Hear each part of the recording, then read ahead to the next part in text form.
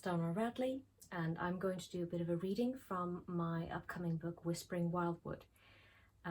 It isn't out yet, so if you would like to buy it when it does come out, you will need to sign up to my newsletter or follow me on Twitter or Instagram, and you'll find out when it comes out.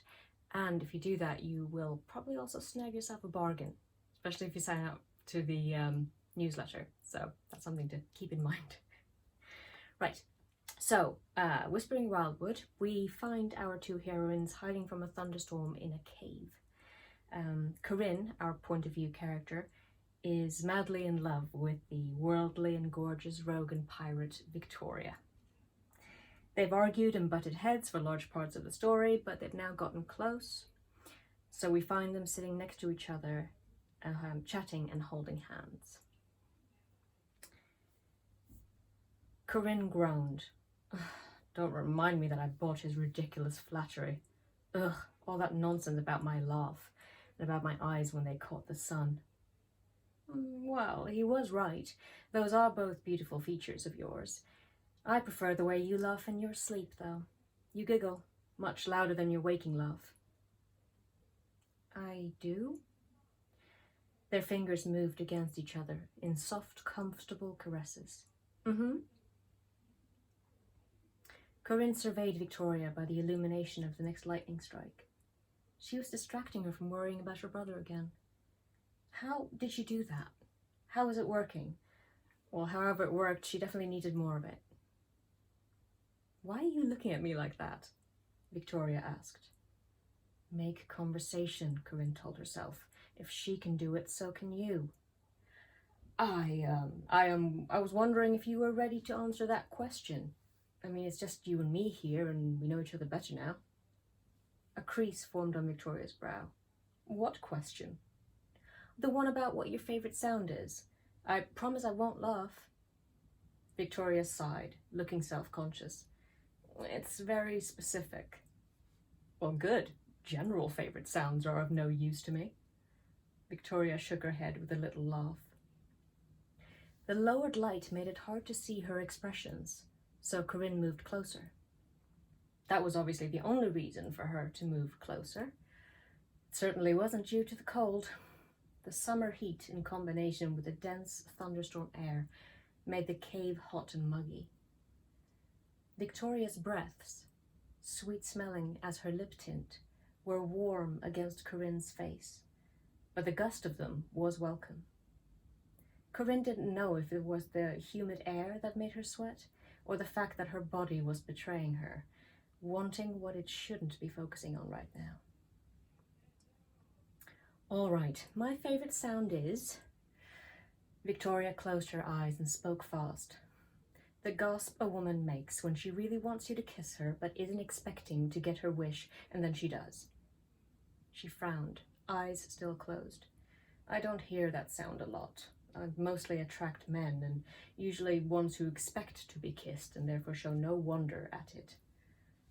She tilted her head back, with an expression like she was daydreaming. But the sound of a woman's soft voice, in a pleased, heartfelt little gasp against my lips, right before she grants me the indulgent splendor of a kiss, Victoria blew out a sigh. I've only experienced it a few times, but on each occasion, it was the most beautiful sound I could imagine. It set my heart hammering like nothing else, ready to revere the woman in question. Corinne cleared her throat. Victoria's eyes flew open, just as lightning illuminated her face. You promised you wouldn't laugh. I'm not laughing, I'm merely smiling at how sweet you can be.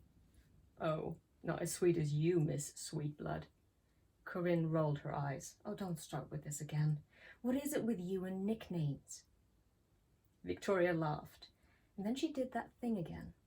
The teeth raking over her lower lip thing she did on the V in clever, when Corinne was binding her thigh wound before. This time it was in the middle of a smile. The lip was left reddened where the teeth had scraped, making Corinne unable to look at anything but those raspberry red lips. Victoria pulled her onto her lap, the movement making the leather of her coat creak familiarly. a tonic against the startling thunder. She grabbed Corinne's thighs to place them on either side of her own body until they were wrapped around her. Then she brought her arms around Corinne, enveloping her in the safe embrace of ironhide leather and the woman who had risked her life for her. This embrace was different than before, though. It wasn't holding Corinne back from something dangerous, or comforting her, or even distracting her. This felt like an embrace that Victoria needed. They were so close now, so intimately close. There was no disguising this as friendship, or any other sort of familiarity. Their gazes locked, intense and bared. Thunder crashed again, like a giant whip being lashed. It made Victoria jolt, so Corinne held her tighter. Corinne couldn't remember anyone ever looking at her with desire. Not like this. Not the way Victoria watched her now, like she was deficient in something that only Corinne could provide. Victoria moved her face closer, slowly, so that Corinne could draw back if she wished. A fearful voice in Corinne's mind wanted her to do just that, wanted her to get up and run from how much this moment meant, wanted her to focus on getting Matt back, focus on her brother, wanted to not be this vulnerable, to not feel the weight of this moment. But her need for it was greater.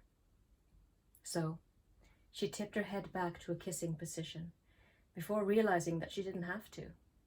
Despite Victoria being so much taller, sitting in Victoria's lap made them equal height. Victoria's lips neared hers with a painful slowness, heated breaths meeting in the small space between mouths. Outside lightning struck, its thunder soon following. Were they as near to kissing as Corinne and Victoria was? Corinne was burning hot and overcome. She closed her eyes, ready. Their mouths touched.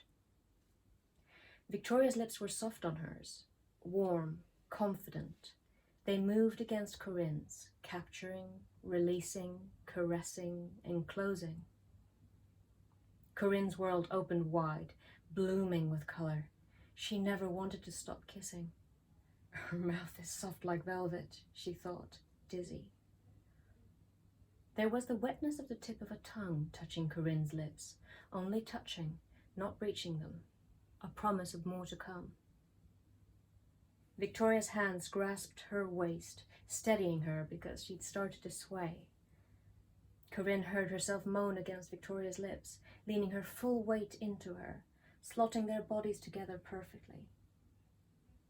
Her hands found their way under the coat and slid up Victoria's bodice-clad back until she felt waves of that loose hair tickling her fingers. Corinne's breath halted because of all the sensations, but also because something pressed against her chest. Her breath halted again, but now out of comprehension. The weight against her chest was Victoria's breasts. It reminded her that there was a real woman under that armor of suaveness and beauty, not merely a concept, not just a rogue, a hero, or even a daydream. A red-blooded real woman with curves, naked skin, and a heart currently beating fast against her own. That means she can feel my heart as well, Corinne realized. Cursed stars, it means she can feel my breasts as well. Could Victoria feel the effect she was having on them? The kiss kept moving, changing, and Corinne dared to nip at Victoria's lower lip with her teeth. Was that a thing that kissing people did? Was she doing this wrong? Victoria had not only experience with lovers of all kinds, she'd even been good enough at this sort of thing to be a paid expert. Corinne was all of a sudden certain that Victoria must be pitying her for her cluelessness and her lack of kissing prowess. Victoria's hands moved from her waist to a point a little lower, then lower still, then to gently cup her buttocks and pull Corinne closer, her core now flush against Victoria's unexpectedly taut belly. Crewing ships must leave you with a strong middle. Corinne tried not to think about the hard surface pressed against her soft one. She had to focus on tamping down her dizziness, which was as strong as it had been during her blood loss. She would not, could not, faint. She tried to only think about how good the kiss felt, how good those hands felt, and on breathing in Victoria's scent, that flowery hair oil, the leaves they had slept on, and a hint of iron and salt from blood and sweat, but so faint it only came in as an earthy overtone. She pushed those thoughts away before her mind began obsessing over what she herself smelled like, how she was probably disappointing Victoria in that sense too. And yet, if she did smell bad, if she was touching Victoria the wrong way, if she was a terrible kisser, then why was Victoria making the kiss more urgent? Why was she moaning even more than Corinne was? The increasing intensity of their kiss burned every thought out of Corinne's head, until she was ruled only by sensations. She slid her hands up to tangle in those soft waves of hair. The tip of that tongue was at her lips again, a gentle knock. She opened her mouth and let Victoria in. The sensation made her thunderstruck. Victoria's tongue moved against Corinne's, while her hands slipped in under Corinne's tunic and caressed their way up her back. No touch had ever felt better, and Corinne was whimpering, brushing her core against that muscled belly. She would let Victoria take this as far as she thought best. All Corinne wanted was more. Corinne couldn't imagine ever ending this kiss, but then she did desperately want to kiss that scar through Victoria's eyebrow too, and that beautiful swan neck of hers, and those scarred hands, and everything currently covered in red velvet and leather. She wanted to put all of this delicious woman into her mouth and taste her like she was a spiced cherry root. The heat and humidity of the cave grew even heavier. Corinne was as warm as she was wet. Still, there was no way she was stopping for water or fresh air. She was drunk of Victoria, and everything else faded away. Lightning struck again, closer this time, so that even through her closed eyes, Corinne could see the flash of light. Thunder was right on its heels, loud enough to make them jolt. Victoria pulled back to murmur, as incredible as this is, we should leave it for later, my darling. You wanted to focus on how we are going to get Matt back. Against Corinne's mouth. I thought that was my line, not yours, Corinne whispered, her lips swollen with kisses and her breathing ragged. Hey, I may be a debauched pirate, but obviously I'll always respect a lover's requirements, even if the lover in question is currently overcome with the needs of their body. Yes, of course, Corinne said, her head clearing.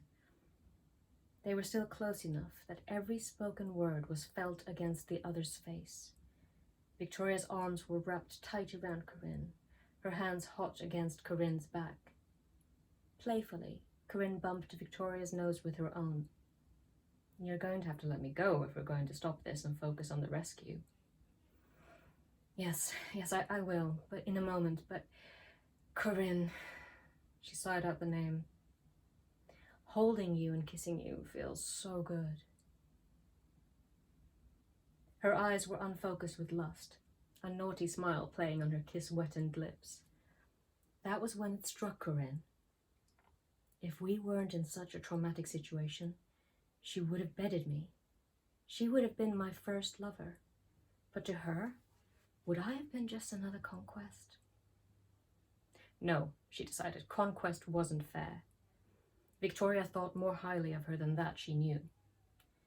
But just how did she think of her? What had she said before?